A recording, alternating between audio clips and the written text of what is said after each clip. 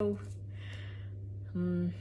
this is the first time that I'm getting in touch with you all to clarify something, and I think this will be the first time that I'll be thinking twice before I speak my heart, because I'm anxious that my words might be misinterpreted. So forgive me if I take a while longer than usual to communicate my thoughts. And I'd like to do this in English. In a recent interview, I was asked if I was a supporter of the left or the right wing, and I clearly stated that I believe I'm neutral, and we need to be good human beings first before we identify ourselves with our beliefs, and that the oppressed need to be protected at any cost. So further into the interview, I went on to elaborate on how I look at things, and I had quoted two references which had a huge impact on me, and which left me traumatized for days. In fact, after I watched the film The Kashmir Files, I had the opportunity to speak with the director, and this was 3 months ago. I remember telling him that I was disturbed seeing the plight of the people at that time, and being someone that I am, I would never belittle tragedy like the genocide and the generations of people who are still affected by it. Having said that, I can never come to terms with the mob lynching incident that had taken place during our COVID times, because I remember seeing that video and being shaken for days.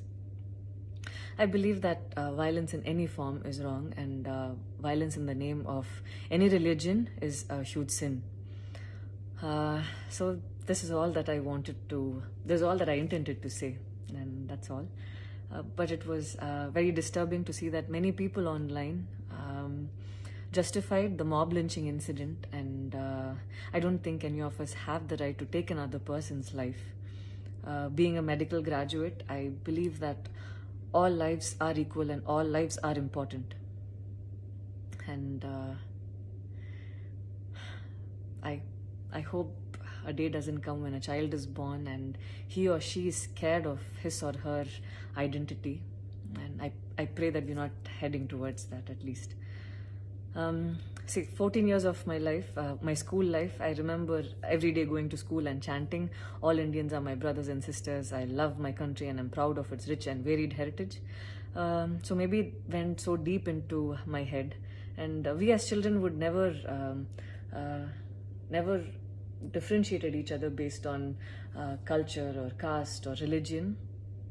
So anytime I speak, it comes from a very neutral ground, and I was very surprised to see that whatever I had spoken was taken in a completely different way.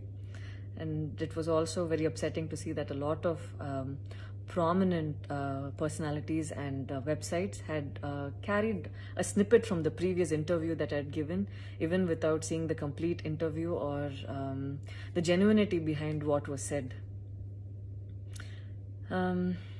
I would like to take this opportunity to thank the people who stood by me the last few days, because I remember feeling so alone and conflicted, wondering what I did wrong, and it was heartwarming to see that a lot of people raised their voice in support of me, and I felt like they knew me for who I am. So thank you so much for making me feel like I wasn't alone. So I wish you all happiness, peace and love. Thank you so much.